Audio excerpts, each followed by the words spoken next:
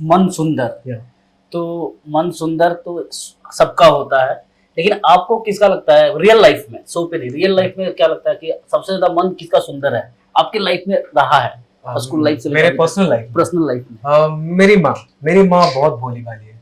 उसको ये छल कपट कुछ नहीं पता होता है। उसको सिर्फ अपने घर घर के बारे में, परिवार के बारे में, अपने बारे में उसने कभी नहीं सोचा। मतलब आज मैं मुंबई में हूँ, it's because of my mom. मेरी मॉम नहीं होती तो मैं यहाँ नहीं हो पाता। उनका इमोशनल सपोर्ट बहुत रहा है। फाइनेंशियल सपोर्ट तो बहुत लोग कर लेते हैं, लेकिन इमोशनल सपोर्ट जो होता है ना, आपको इमोशनली मैनेज करना, यहाँ पे आना, आपको डेली ऑडिशंस के लिए भेजना, तैयार करना, मेंटली प्रिपेयर करना, the credit goes to my mom. जब आप शो पे होते होंगे तो टाइम नहीं मिलता होगा फैमिली के लिए हाँ। बात करना, Yeah. तो कैसे मैनेज करते हैं? काफी मिस करते होंगे अपनी माँ को। जब मेरी मॉम मेरे साथ ही रहती थी, अभी नानी की बरसी थी तो वो अच्छा। गई हुई है घर। वैसे मेरे साथ ही रहती है, सो मुझे इतना वो वाला प्रॉब्लम नहीं होता, मिस वाला, क्योंकि मॉम साथ में ही है। बस मेरी सिस्टर बैंगलोर शिफ्ट हो गई तो मैं उसे बहुत मिस करता हूँ, लेकिन वो भी जल्दी बॉम्बे शिफ्ट होने वाली है। तो फैमिली के लिए कैसे टाइम निकालते हैं, क्योंकि अ, 12-12 घंटे का शूट होता है? हाँ, 12 करते हैं आप लोग? 12 घंटा से ज्यादा भी शूट कर लेते हैं कभी कभी। बट क्या होता है कि जैसे लंच ब्रेक होता है या फिर पैकअप के बाद, या फिर मैं जब ट्रैवल करता हूँ उस दौरान मैं बात कर लेता हूँ, ऑन वीडियो कॉल और ऑडियो कॉल पे बात कर लेता हूँ, तो हो जाती है चीजें मैनेज। अगर मैं पूछूं कि ये टेलीविजन लाइफ में जब आप, इसके पहले आप क्या, कैसे मतलब सोचा आपने कि नहीं मुझे एक्टिंग में जाना है? So I started my career as an engineer. मैं इंजीनियर कौन से हूँ, डिपार्टमेंट? Electrical engineer. सो कहाँ से किया आपने? मैं भुवनेश्वर में किया था सिविल। हाँ, तो जॉब करने के बाद 1-2 साल मैंने आई स्विच, क्योंकि मुझे लगा कि इसके लिए मैं नहीं बना। आपने तमाशा मूवी देखी होगी। हाँ। और उस मूवी में जैसे रणबीर की जर्नी रही है ना, मुझे पता होता था कि मुझे क्या करने वाला है, मतलब देव जाके डेली ऑफिस में क्या करने वाला है, लेकिन मुझे वो नहीं करना था, मुझे कुछ क्रिएटिव करना था। तो सो आई ट्राइड माई लक इन मुंबई। सो मुझे म्यूजिक में भी कुछ करना था, एक्टिंग में भी कुछ करना था, और यहाँ पे बहुत सारे अपॉर्चुनिटी है, और लकीली मुझे ऐसे मेंटर्स मिले जो मुझे गाइड करते गए, और मैं आज यहाँ पे। कॉलेज लाइफ में भी एक्टिंग कुछ करते होंगे? नहीं, कुछ नहीं, मैं थोड़ा बहुत डांस करता था, but I am not a good dancer. मतलब मैं कर लेता हूँ बॉलीवुड वॉलीवुड थोड़ा बहुत कर लेता हूँ, but not a good dancer. तो आई वाज इन इंजीनियरिंग। मैं इंजीनियरिंग के बाद मैंने जॉब ज्वाइन की थी। 1.5 साल मैंने जॉब किया। उसके बाद आई फेल्ट कि नहीं, this is not my thing. फिर मुझे म्यूजिक में और एक्टिंग में कुछ करना था, तो मैं बॉम्बे आया। तो स्कूल कॉलेज लाइफ में तो कुछ उस तरह की एक्टिविटी आपने एक्टिंग का किया नहीं, तो नहीं। अचानक के कैसे प्लान हुआ कि नहीं अब एक्टिंग में जाना है? नहीं, वो क्या होता है, जब मैं स्कूल में भी था, कॉलेज में था, तब मैं जब मूवीज देखता था, थिएटर में जाके भैया के साथ मूवीज देखता था, मेरे अंदर आई फेल्ट समथिंग। वो होता है ना एक एक्टिंग का कीड़ा, वो I felt something inside me कि ये मैं होता तो कैसे करता, ये रोमांटिक से मैं होता तो कैसे करता। मतलब मैं रात में जब सोने जाता था, मुझे वही सब थॉट्स आते रहते थे। फिर मैंने सोचा कि हाँ, वो जो सामने वाला कर रहा है, वो सोचना भी उस टाइम एक बच्चे के लिए बहुत बड़ी बात है, क्योंकि एक स्टार वाली बात होती है, वो तो स्टार्स हैं ऐसा है। उस टाइम को सोशल मीडिया था नहीं, बहुत बाद इंस्टाग्राम फेसबुक आया, फिर हम लोग के डेली लाइफ, स्टार्स की डेली लाइफ के बारे में हम लोग जानने लगे, ये हुआ। फिर मुझे लग रहा था कि यार ये भी तो इंसान ही है, और अगर ये भी कर सकते हैं तो व्हाई नॉट, हम क्यों नहीं कर सकते। तो फिर मैंने दिमाग में ठान लिया था कि मुझे आगे जाना है बॉम्बे और कुछ करना है इसमें। फिर मैं आया यहाँ पे, थिएटर वेटर ज्वाइन किया। थिएटर के बाद आई स्टार्टेड डूइंग छोटे छोटे प्रोजेक्ट स्टार्ट किए। पहला शो मेरा डीडी नेशनल के लिए था। उसके बाद मैंने एक वेब सीरीज़ की एमएक्स प्लेयर के लिए, फिर मैंने कलर्स का शो किया, barrister Babu, then this show. तो इस बीच में अभी तो जर्नी काफ़ी लंबी है, अभी तो मूवीज ही करने हैं आपको। हाँ, या डेफिनेटली। तो इस बीच में कभी ऐसा लगा, अभी इतनी से अभी तो छोटी सी जर्नी है, मतलब लंबी जर्नी तय करनी है आपको, तो कभी लगा कि नहीं मुझे जॉब ही करना चाहिए था, या फिर नहीं, नेवर। उस टाइम भी नहीं लग रहा था नहीं करना चाहिए, अभी तो बिल्कुल नहीं, क्योंकि मैं उसके लिए बना ही नहीं था। क्योंकि मुझे जो मुझे पता है, जो जिसमें थोड़ा सा भी आर्टिस्टिक बिहेवियर रहता है ना, अंदर थोड़ा आर्टिस्टिक, मतलब वो आर्ट होता है ना, वो एक ही चीज़ कर करके पक जाता है। उसको कुछ फ्रेशनेस चाहिए, क्रिएटिव दिमाग होता है ना, तो कुछ क्रिएट करने का सोचता है। वहाँ मुझे पता रहता था कि एग्जैक्टली मुझे क्या करना है पूरा दिन, और 15 दिन बाद, 1 साल बाद, 6 महीने बाद, 2 साल बाद मुझे सेम चीज़ ही करना होता। तो मुझे आई वॉज देयर, मतलब मुझे था कि मुझे यही तो करना है, तो नया क्या है इसमें। सो आई केम टू दिस। जैसा आपने बताया कि आपको मॉम ने काफ़ी अच्छा सपोर्ट किया, फाइनेंशियली, इमोशनली, हर तरह से, तो कभी ऐसा लगा कि मॉम तो सपोर्ट की, लेकिन कभी ऐसा परिवार में, फैमिली में कि जिसने सपोर्ट नहीं किया, वो बोला नहीं तू क्या करने जा रहा है? हाँ, बहुत लोग, सबने ही मना किया। सभी ने मना किया कि बॉम्बे में तो कोई नहीं है, तू जहाँ वहाँ जाके सर्वाइव कैसे करेगा तू? कोई तो होना चाहिए जिसके घर तो रह सके, जाके ऑडिशन कर सके। और मेरे घर में या फिर मेरे रिलेटिव में भी कोई बॉम्बे में नहीं था मैं जब आया। तो इट वाज वेरी डिफ़िकल्ट। लेकिन फिर मैंने कुछ फ़ोन्स लगाए अपने कॉलेज फ्रेंड्स को, इंजीनियरिंग के दोस्तों को। फिर पता चला 1-2 दोस्त हैं जो बॉम्बे में ही हैं, जो साथ में इंजीनियरिंग कॉलेज में थे लेकिन उनसे कभी बात ही नहीं हुई। But I am so lucky, उसने बहुत हेल्प किया मेरा, मतलब उसके साथ रहा मैं 1 महीना। फिर मैं I got to know about Bombay, कैसे यहाँ पे चाल चलन है, ये सब सीखा मैंने। फिर थिएटर हमने साथ में ढूंढा, मैंने ज्वाइन किया, सब अच्छा था। तो वो सब जर्नी के बाद अभी जब बॉम्बे आप आए तो सूट तो मिलता नहीं, यहाँ पे काम मिलना बहुत मुश्किल होता होगा। डेफिनेटली। तो फिर किस तरह का, किसने आपको ज़्यादा हेल्प किया यहाँ पे? मैं एक्चुअली सबसे पहले it's a very very funny thing, funny memory actually. मैं जब बॉम्बे पहुंचा तो मैं सीधा यशराज स्टूडियो, अंधेरी यशराज स्टूडियो के सामने पहुंच गया था। या तो मैं गया उसके पास, वॉचमैन के पास, बोला कि मुझे जाना है अंदर ऑडिशन के लिए। बोला कि हेलो सर, ऐसे नहीं भेजते, हम बुलाते हैं तो ही हम। अच्छा, ऐसा तो कुछ नहीं था, मुझे नहीं पता था। तो मैं बेसिकली यूट्यूब वीडियोस देख के मुझे पता था कि यहाँ ऑडिशंस होते हैं, अंधेरी में, मलाड में, यहाँ सो इनसे ऐसा सुना कि बाप रे, ये तो सीधा मुँह पे ही बोल दिया कि ऐसा एंट्री नहीं है। सामने बालाजी, वहाँ पे भी वैसा ही सुना मैंने। सो ऐसा क्या होता है? फिर पीछे देखा तो मुझे एक्टिंग इंस्टीट्यूट दिखा, बैरिजॉन एक्टिंग इंस्टीट्यूट, हाँ उसके पीछे।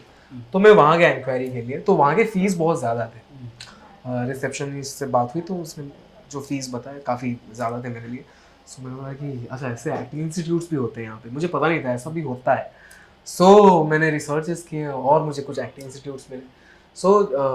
तो मैं क्रिएटिंग कैरेक्टर्स में पहुंचा जो अंधेरी में है। और वहाँ जो टीचर हैं समरजय सिंह एंड रुपेश थपलिया, समरजय सिंह उनको मैं बहुत मानता था क्योंकि उनको शिव प्ले किए थे वो ओम नमः शिवाय में, और मैं बहुत मानता था उनको एज शिव, लॉर्ड शिवा। शिव जी को भी बहुत मानता हूँ। तो बहुत ही रेस्पेक्ट मतलब उनके लिए बहुत था मेरे दिल में। और जैसे ही मैंने उनको देखा इंस्टीट्यूट में घुसते ही, ओम नमः शिवाय, हाँ सर आप, it was a very fun thing. और वो बोले कि कहाँ से हो? मैंने बोला मैं भुवनेश्वर से हूँ, ऐसा ऐसा मुझे एक्टर बनना है। बोले कि बहुत सही जगह आके पहुँचे। फिर फीस डिस्कस किए जो मेरे बजट में था। एंड सर ने बोला कि विल गाइड थ्रू यू, मतलब थ्रू दिस जर्नी। उन्होंने पूरा मतलब जो 5 महीने का मेरा कोर्स था वहाँ पे, ही वॉज ऑलवेज देयर। तीनों ट्यूटर एक्चुअली, विजय सर के साथ मैंने एक प्ले किया, जो दूसरे सर रुपेश सर, उन्होंने भी बहुत हेल्प की मेरी। लाइब्रेरी में बैठ के मैं पढ़ता रहता था। और समर सर ने मुझे कुछ तो बोला था ऐसा कि इस बच्चे में कुछ तो है, ये कुछ तो करेगा।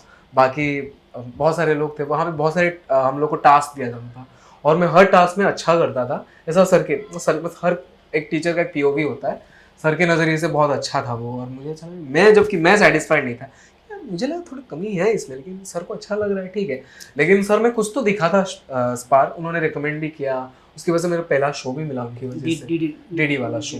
तो एक प्रोड्यूसर थे, उनको एक कॉमिक कैरेक्टर के लिए चाहिए था एक लीड में एक्टर, तो सर ने मेरा नाम रिकमेंड किया था। तो वो शो चला अच्छा 1 महीने, मतलब 1-2 महीना हमने शूट किया। सैटरडे संडे टेलीकास्ट था, तो वो 6-7 महीना चला था वो शो। जब पहला शो मिला था डीडी पे तो उस समय काफ़ी डर होगा, हेजिटेशन होगा? डर, मैं एक्चुअली डर के मारे बेहोश हो जाने वाला था क्योंकि इट वाज टू हेक्टिक। दिन में 14-15 सीन होते थे डीडी नेशनल में एक्चुअली जब काम करते हैं। तो और कैमरा फेसिंग, पहली बार मैंने कैमरा फेस किया था, मुझे कैमरा नॉलेज नहीं था ज़्यादा। और बाकी सारे को एक्टर्स जो थे, लिलीपुट जी थे उसमें, सारे पुराने एक्टर थे और वो लोग प्रो हैं बहुत। और मैं एकदम हिल जाता था, मेरे वजह से रीटेक्स होते थे, मैं हिल जाता था। तो लेकिन सर जो थे हमारे, वो बहुत अच्छे थे, वो मुझे ऐसे समझाते थे कि दिमाग का गेम है सब, थोड़ा कॉन्सेंट्रेट करो। फिर 4थे-5वें दिन मैंने स्पीड पकड़ लिया सीधे। उस टाइम पे और अभी जो मन सुंदर में कितना डिफरेंस आया? कितना बहुत ज़्यादा, बहुत ज़्यादा। अभी तो मैं सर जब शॉट डिज़ाइन करते हैं यहाँ पे, मुझे 90% पता होता है कि सर यही करने वाले हैं। मतलब एक डायरेक्टर का पीओवी, एक्टर के लिए सबसे बेस्ट पार्ट ये होता है जब आप एक राइटर और एक डायरेक्टर का पीओवी समझ जाओ, उनका पॉइंट ऑफ व्यू, वो कैसे दर्शाना चाहते हैं इस पर्टिकुलर सीन को। जब आप डायरेक्टर और एक्टर का दिमाग ऐसे सिंक हो जाता है ना, तो फिर ऐसे चीज़ें निकल के बहुत सुंदर से निकल के आती है चीज़ें।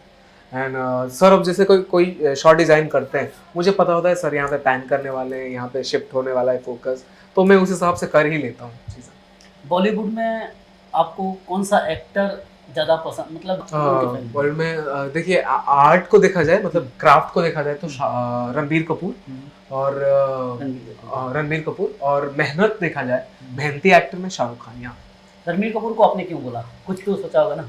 रणबीर कपूर जिस इंटेंसिटी से रॉकस्टार मूवी में उन्होंने काम किया था, उसके बाद मैं फैन हो गया उनका। Barfi, Rockstar, barfi, Rockstar, specially Rockstar में इतना इंटेंस कैरेक्टर था उनका, और क्या मतलब फ्लोलेसली, मतलब एफर्टलेसली उन्होंने काम किया था उसमें, और इतना डीप डाउन घुसे थे उस किरदार के लिए, वो बहुत मजा आता मुझे हमेशा से, इसलिए मुझे नाग का कैरेक्टर बहुत पसंद है। डीप डाउन वो भी बहुत इंटेंस कैरेक्टर है, इसलिए मुझे बहुत मजा आता है ये प्ले करने में।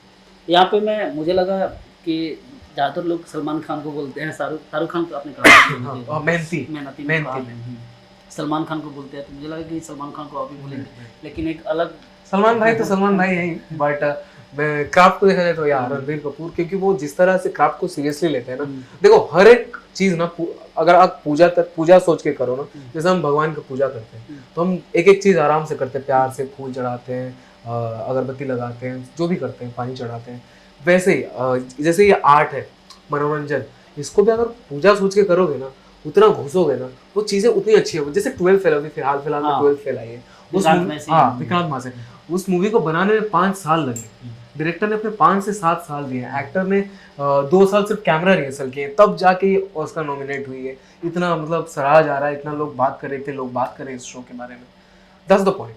तो जैसे आपने 12 फेल का नाम लिया कि विक्रांत मैसी एक सीरियल से निकल के वहाँ तक पहुँचे, 10 साल उन्होंने टीवी किया, लेकिन एक टाइम पर उन्होंने एक इंटरव्यू में कहा था कि मैं टीवी छोड़कर कुछ दिन तक सेपरेट हो गया था कि मुझे फिल्म में आना है, और काफी फ्रस्ट्रेशन आता था, तो क्योंकि काम नहीं मिलता, तो उस जर्नी के बारे में आई थिंक आप भी सोचते होंगे कि ऐसा कुछ होगा, तो क्योंकि सबका फ्यूचर प्लान होता है, लेकिन मेरा क्या, मैं बताता हूँ आपको, मैं आगे का नहीं सोचता, मैं प्रेजेंट में जीता हूँ। मेरा ये थॉट है, जैसे हम लोग लॉ ऑफ अट्रैक्शन पे बिलीव करते हैं, सीक्रेट पढ़ते हैं, सब लोग मैनिफेस्ट करते हैं चीजें, मैं मुझे ऐसा लगता है, इट्स अ सीक्रेट, बेसिकली ये मेरा सीक्रेट है, मैं बता रहा हूँ फिर भी, अगर आप बोलोगे कि मुझे यूनिवर्स ये दे दो, मुझे यही चाहिए, तो मुझे कहीं ना कहीं लगता है कि आप खुद को लिमिट कर रहे हो, आप बांध रहे हो खुद को। क्या पता भगवान आपके लिए इससे भी ज्यादा कुछ अच्छा सोच के रखे होंगे, आप इतना कम क्यों मांग रहे हो। इसलिए मेरा सोचना है कि आप जब भी कुछ मांगो, अगर यूनिवर्स को कुछ मांगे रहे हो, ये मांगो कि जो मेरे लिए बेस्ट वो मुझे दे दो, और प्रेजेंट में। और फ्यूचर तो किसी को पता ही नहीं ना, आज हम जब मलाड से निकलते हैं, अंधेरी से निकलते हैं, ये नहीं पता कि नायगांव में हमें ट्रैफिक मिलेगा, हम तो ऐसे ही आते हैं, क्योंकि हम फ्यूचर का कुछ पता ही नहीं। सो इसलिए प्रेजेंट में जीना बहुत जरूरी है। एक चीज और पूछूंगा यहाँ पे कि आपने कहा कि द सीक्रेट बुक का नाम लिया, तो फेवरेट बुक अपना बता दीजिए, कौन सा बुक पढ़ते हैं आप? मैं रॉबिन शर्मा उनकी बुक्स बहुत पढ़ता हूँ, बहुत फॉलो करता हूँ। The monk who sold his Ferrari and the secret भी पढ़ा हूँ, एंड उनके सारे बुक्स एक्चुअली मैं बहुत अच्छे से पढ़ता हूँ, मुझे बहुत अच्छा लगता है उनकी राइटिंग स्टाइल। तो चलिए, अच्छा लगा आपसे बात करके, काफ़ी कुछ आपकी जर्नी के बारे में मुझे सीखने को मिला, और लंबी जर्नी जाइए आप, ताकि फिर हम मिले, बार बार आपका इंटरव्यू करने का मौका मिले मुझे। Definitely. Thank you so much. Thank you so much. Thank you.